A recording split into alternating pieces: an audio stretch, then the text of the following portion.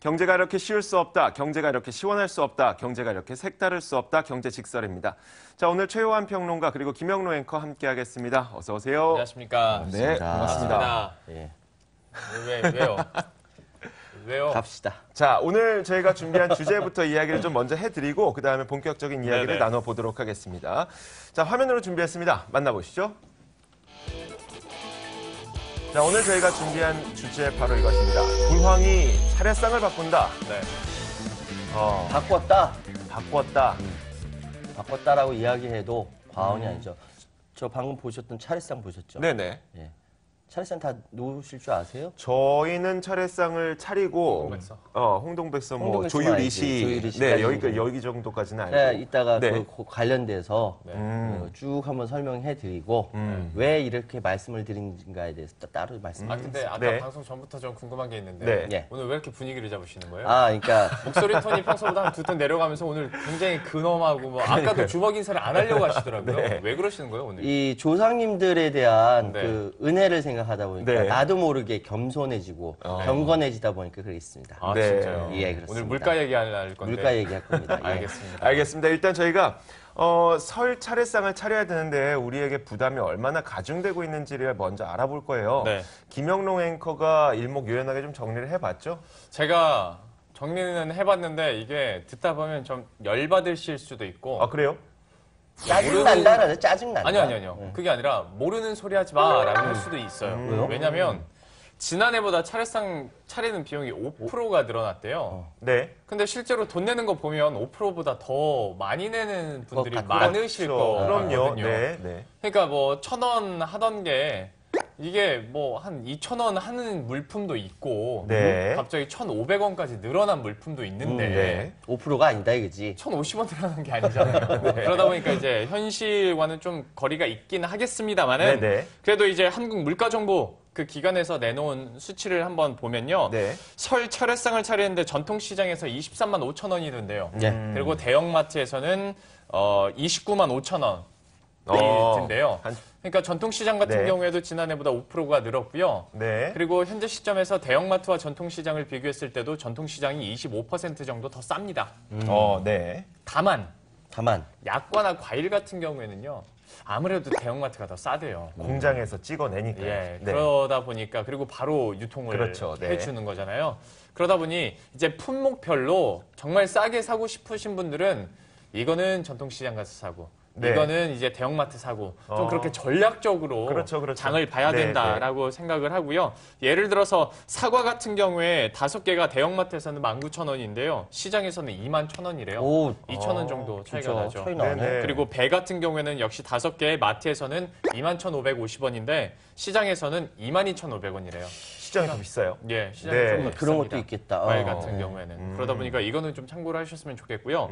그리고 특히 이번에 많이 걱정되는 것이 채소, 육류, 계란입니다. 그렇죠. 네. 네. 그런데 안타깝게 이게 특히 육류랑 계란 같은 경우에는 전도 붙여야 되죠. 많이 쓰죠. 차례상에 없어서는 안 될 그렇죠. 품목들입니다. 그러니까요, 네. 그런데 가장 많이 오른 품목이 이 세 가지 품목이거든요. 무 같은 경우에 전년 대비했을 때 100%가 올랐고요. 네. 같은 기간 동안. 네. 배추 같은 경우에는 50%가 가격이 급등을 했습니다.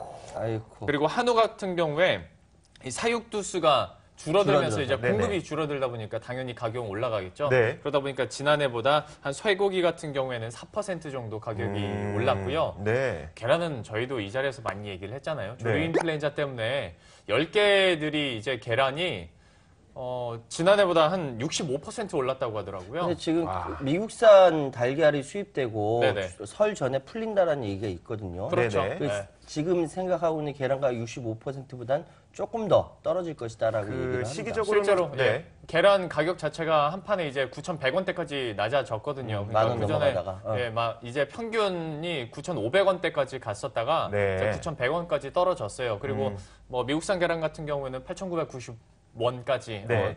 그 정도 선에서 파니까 어느 정도는 떨어질 수 있는데 그래도 옛날 생각하면 아유, 말도 안 되지. 그것도 5,000원, 6,000원 주고 샀었는데 그렇고. 6,000원도 좋은 계란이 그치, 6,000원이었어요. 프리미엄이 그랬어. 어제 그제 이제 마트를 갔었는데요. 네. 마트 갔었는데 계란을 사기 위해서 이제 계란 있는 코너로 갔죠. 근데 네. 가격대가 다 뭐 5,000원, 뭐 6,000원 이런 거예요. 네. 그래서 와, 여기 왜 이러지? 왜 이렇게 저렴하지라고 봤더니 다 15구 계란.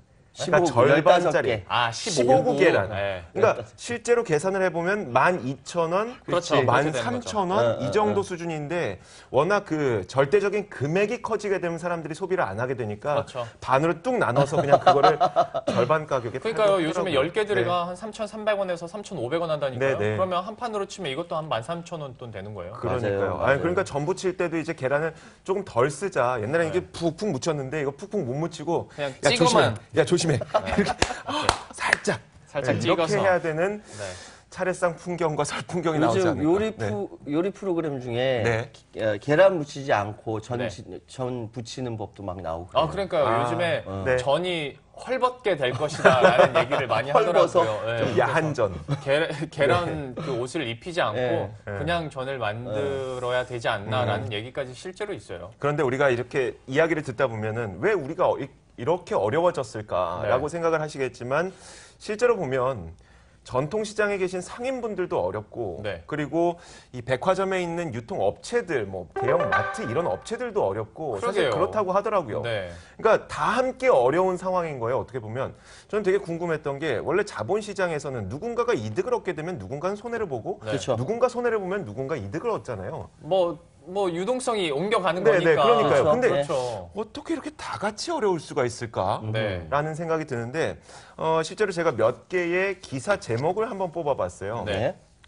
첫 번째로 이제 볼 수 있는 게 지난 월요일에 한 A 언론사에서 재래시장에 한파가 불고 있다라고 기사를 내놨는데 네. 그 바로 다음 날 재래시장이라고 다 어려운 건 아니라는 기사도 나왔어요. 그래서 실제로 이 서울에 있는 경동시장과 청량리 시장을 현장 늑법을 방문을 해보니까 네. 여기에는 정말 많은 분들이 북적북적거리면서 북적북적. 재래시장이 활성화가 되어 있다고 하더라고요. 그런데 이 재래시장에서 뭐 어떤 곳은 좋기도 하고 어떤 곳은 안 좋기도 하고 물론 대부분은 어렵겠죠. 네. 그런데 백화점들도 요즘에 선물이 잘 안 팔려서 네. 선물 판매가 줄어들어서 가격을 낮추고 할인을 하고 이런 것들을 많이 하고 있다고 합니다. 거기다 전통시장도 물론 한두 군데 정도 잘 되고는 있지만 네.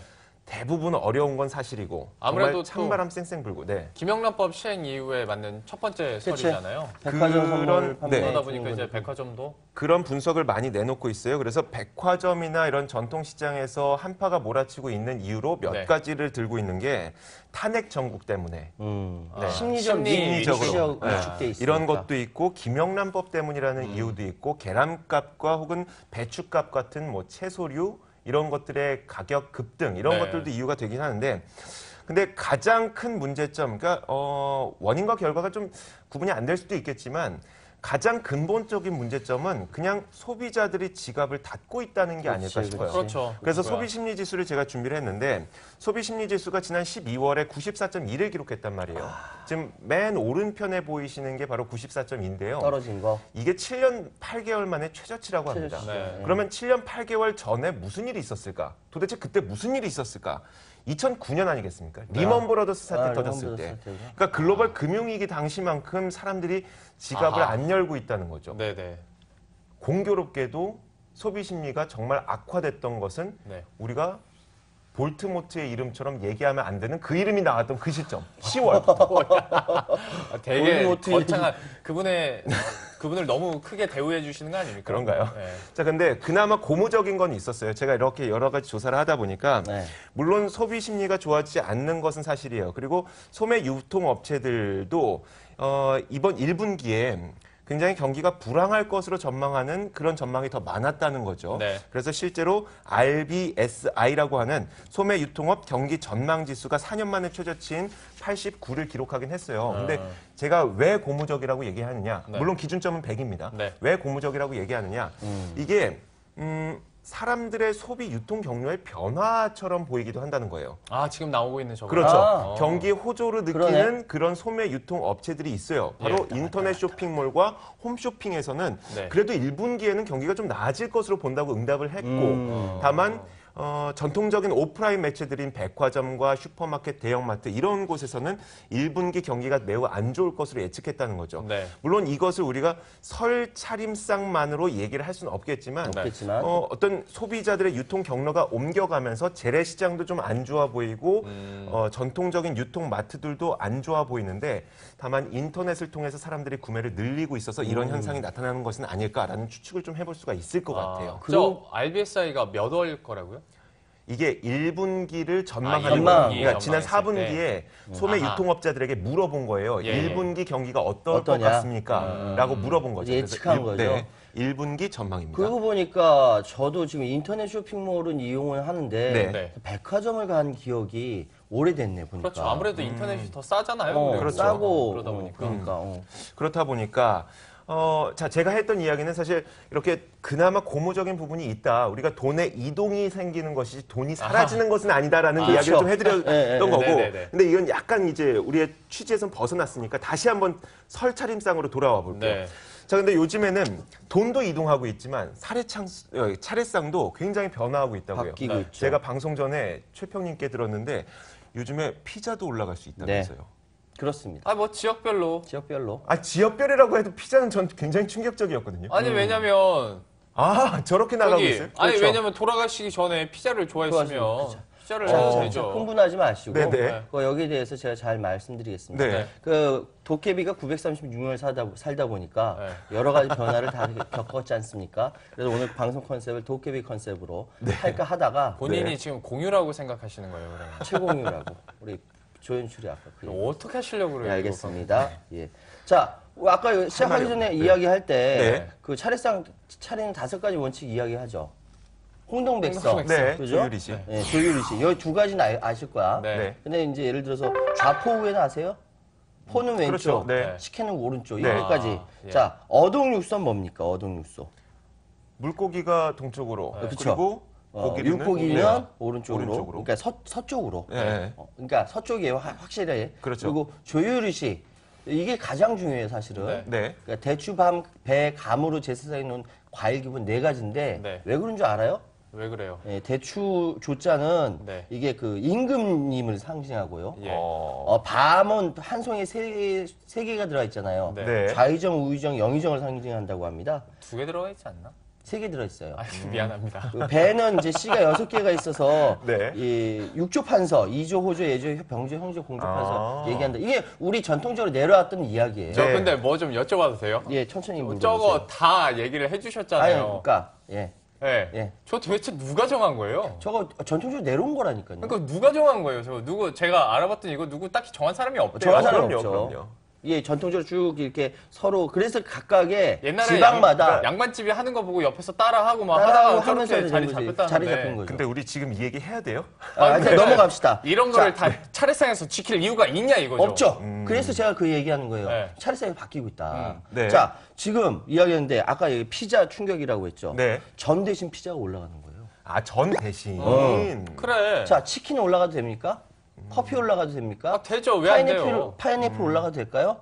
다 됩니다. 네. 조선시대 때 과일 올라가는 데 있잖아요. 그때 이제 지금 얘기한 홍동백서와 무관하게 지금 과일 자리에 석류, 유자, 참외가 다 올라갔대요. 아, 그러니까 생전에 좋아하셨으면 좋아하셨으면 커피 같은 경우는 후식 개념이기 때문에 올라가도 된다. 이런 이야기입니다. 아, 지금 저렇게 올라간다고요? 그렇죠, 그렇죠. 아, 위치는 선생님, 잘 맞춰주신 거죠? 위치는 잘 네, 다시- 맞춰주셨겠죠. 우리 네. PD님께서 맞추셨으니까. 네. 예. 다시 이렇게 한번 보여주신다고 올라가는데 합니다. 중요한 건 뭐냐 하면은 자, 이렇게. 예. 네, 이렇게 올라갈 수 있다는 거예요. 예. 네. 네. 예, 중요한 건 뭐냐면은 차례상은 정성이지. 아이 그럼요. 그러니까. 제 말이 그 말이에요. 맞아요. 그렇긴 근데 하죠. 요즘 트렌드가 뭐냐면은 이제 바뀐 트렌드 말씀드릴게요. 네. 저기 전통시장에 사거나 냉동 가공식품으로 대체를 합니다. 아, 그런다고 그 완제품을. 네네. 근데 예전에는 음식을 손수 만들어야 된다 스트레스가 많이 쌓이지 않습니까? 그렇죠. 네. 그런 것들이 많기 때문에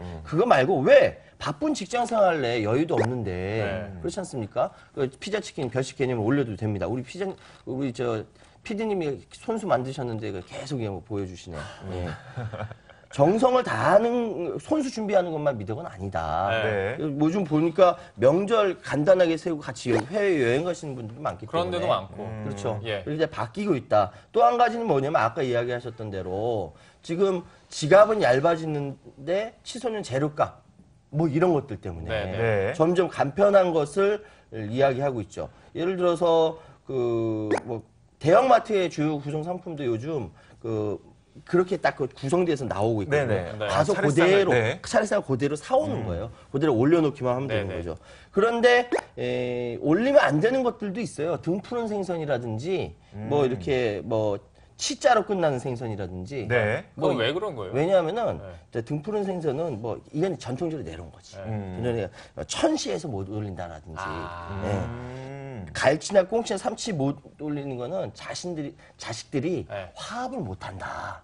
비늘 없는 생선을 올리면 대체 불가능한 거는 자손들이 양반이 못 된다. 이런 게 있었던 거예요. 이제 양반 그러니까. 신문제 없어졌으니까. 심지어 없어졌으니까 올려도 되는 저게 습관적으로 내려와서 그런 저거 거죠. 글자 재벌로 바꾸면 안 돼요? 재벌로? 자손들이 재벌이 못 된다 이거예요. 네. 네, 그래도 되겠다. 자, 복숭아, 팥, 고춧가루, 마늘은 네. 혼을 쫓아내는 음식이다 해서 이게 금기시하는 겁니다. 네. 그러니까 우리 조상님들이 오신다 뭐 이런 거죠. 이렇게 바뀌고 있다.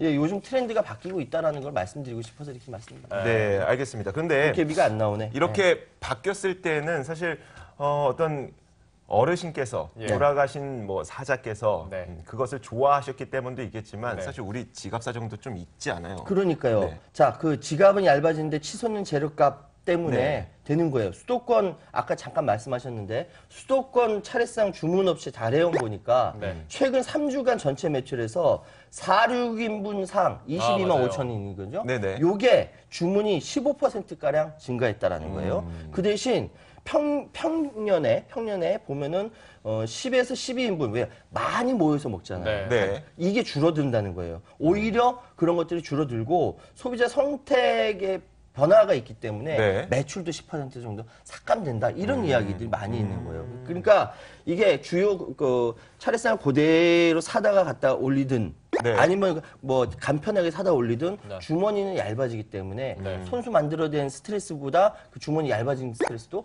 꽤나 많다라는 말씀드리고 싶죠. 어찌됐건 스트레스는 가중되는 게 이번 설이 될 것이다. 네, 그렇습니다. 네. 네, 참 슬픕니다. 예. 조금 안타깝네요. 예. 네. 자, 이렇게 우리가 차례상에 대해서 쭉 이야기를 해보고 있어요. 그런데 저는 이제 두 분에게 궁금한 게 두 분은 좀 차례상을 어떻게 차리시는지가 궁금해요. 어떻습니까? 먼저 이제 그래도 좀 오래 사셨으니까. 아니, 뭐 살긴 별로 사셔야 되는데. 사실은 전 잘 몰라요. 왜요? 제 처가 알아서 이렇게 하시기 때문에 전 새벽에 일어나서 옆에서 돕기만 하는 네. 상황입니다. 그리고 이제 집안은 이제 기독교 집안이지만 네. 얼마 전부터 이제 따로 이제 차례를 지내거든요. 네. 예, 우리 집에서는 어머니 집에 가서 하면 안 되고 아. 그래서 지내는데 그거를 다 이렇게 처가식으로 네. 경남 쪽 네. 경남식으로 차립니다. 거기서 이제 제가 맞사위로서 이렇게 하죠. 예. 그렇군요. 김영롱 앵커는 제가 알기로는 또 기독교. 네, 맞아요. 차례 지는 적 없어요? 그러면 저 어렸을 때 외가댁에서 그렇지, 외가댁은 외가댁. 교회를 안 다녀서 네. 외가댁은 차린 기억은 있는데요. 항상 이런 설 되면 이제 친가 쪽으로 가잖아요. 근데 친가 쪽도 기독교고 하다 보니까 저는 사실 오늘 이렇게 준비는 했습니다만은 네. 잘 모르지. 차례상에 대해서 실물로 이렇게 본 적이 많지 않아요. 요즘 다 그런 사람들 많은 그래요? 것 같아요. 네. 예. 그래서 저는- 많은 네. 분들이 좋겠다 너네 집안 좋겠다 너네 며느리는 고생 덜하겠다 하지만 네. 아니에요 차례상 차린 만큼 우리 엄마는 음식을 많이 차려가지고 하시지. 많이 해요 네. 그렇긴 하는데 그러니까 사실 우리가 차례상이라고 어찌 보면 하나의 뭐 명사 고유 명사처럼 이렇게 네네. 사용을 합니다만은 그러니까 뭐 차례를 지내든 안 지내든 이때는 장을 봐서 음식을 많이 음식을 사는 만들고 거죠. 가족들이 다 모여서 챙겨야 되잖아요. 그러니까 저희도 약간 그런 물가에 대한 걱정이나 부담감은 똑같이 느끼죠. 네. 잡채 하나 만드는데 얼마나 손이 많이 가는지 그렇죠. 알아요? 그렇죠, 그렇죠. 그렇죠. 거기에다 갈비찜은 꼭 와, 차례상, 진짜. 차례상은 고기는 아니지만 있어야 이제 되니까. 명절에는 또 갈비찜 같은 거 갈비 있어요. 같은 거 먹어. 자, 근데 저는 개인적으로 아이, 이제 배고파. 그 천주교의 이제 종교를 문화를 갖고 있는데 그렇다 보니까 집에서 어떤 식으로 하냐면은 일단 차례상은 전통적으로 차리긴 합니다. 하지만 여기에서 이제 미사에 얘가 조금씩 추가되는 그런 식으로 하거든요. 근데 저는 차례상을 온전히 차리는 것이 지금까지 저에게는 굉장한 자부심이었어요. 네. 그런 분들이 많죠. 예. 그러니까 왠지, 그러니까 물론 거기에다 피자를 올릴 수도 있고 어떤 뭐 치킨도 올릴 수 있어요. 저희 할머니께서도 좋아하셨던 뭐 과자라든지 이런 것도 있기 때문에 그런 거 올릴 수 있겠지만 그런 것들보다는 뭔가 이렇게 전통적인 그 차례상을 차려주게 되면 이 망자께서도 그 망자분들도 친구분이 계실 거 아니에요. 그 영혼 속에서 저 말도 안 되는 얘기죠. 그런 그분의 자존심을 높여줄 수 있는 그런 것들이 되지 않을까라는 생각에 차례상은 그래도 아직까지는 좀 내려온 지난 그대로. 시간에 도깨비 정주행 중이라고 하셨죠? 그래가지고 저 더 다 끝났어요. 감정이입돼가지고 지금 그러시는 것 우리 같아요. 저 이주 앵커의 부인 참 힘들겠다. 그만 보세요, 도깨비.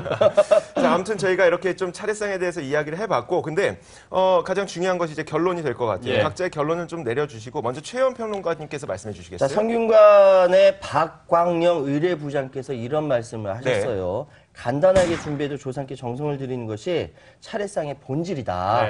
그래서 홍동백서 조유리 씨의 얽매일 필요는 없고 중요한 것은 조상을 공경하는 마음, 형식에 얽매이지 않더라도 조상을 향한 효 정신만은 변치 않아야 한다라는 이야기 때문에 뻔한 이야기지만 오늘날 우리가 다시 이야기할 것이 형식보다는 내용이다라는 말로 끝맺겠습니다. 네, 알겠습니다. 자, 김영롱 앵커도 말씀해 주시죠. 저도 뭐 말씀드렸다시피 기독교이긴 하지만 네. 이제 차례를 지내는 그 본래 취지나 그런 이념들을 생각해 봤을 때 이제 차례상을 차려 놓으면 이제 조상님들이 와서 그걸 먹는다는 거잖아요. 그런데 요즘에 자식들이 이 물가 걱정 때문에 이걸 제대로 차린 것도 너무 부담스러워 하는 것 같아서 결론직설로 그래도 자식들 마음 편한 것이 낫지 않을까. 돌아가신 부모 입장에서는 자식들이 막 힘들어가지고 지갑 꺼내서 이걸로 고생하는 것보다 그래도 소소하게 해도 정성을 다해서 내가 자식이 부담스럽지 않은 선에서 하는 게 오히려 망자에게는 그게 더 좋지 않을까? 기쁘실 것 같아. 라는 생각을 한번 해봤어요. 그래서 기특하네. 네, 알겠습니다. 제가 내린 결론은 설날이에요. 그런데 눈설자를 좀 써봤습니다. 눈설. 설날은 원래 한글인데 정말 차가운 설날이 될 것 같다는 생각에 설날을 좀 해봤는데 지금 두 분의 이야기를 들어보니까 굳이 우리가 이 차례상이라는 것을 전통에 너무 얽매이지 않더라도 가능하다면 자신의 주머니를 조금 더 풍족하게 만들 수 있는 그런 차례상을 만들어서 이 차가운 설날이 아닌 진짜 설날이 됐으면 좋겠다는 바람도 함께 생기는 그런 시간이었던 것 같습니다. 자, 지금까지 경제직설 시간이었고요. 오늘 최요한 평론가님 그리고 김영로 앵커 함께했습니다. 자, 차례상 서로 잘 차리시고 설 잘 보내시고 저희는 다음에 또 뵙도록 하겠습니다. 김영로 앵커는 계속 볼 거고요. 최요한 평론가님 다음에 뵐게요. 네, 다음에 뵙도록 하겠습니다. 자, 수고하셨습니다. 고맙습니다. 새해 복 많이 받으세요.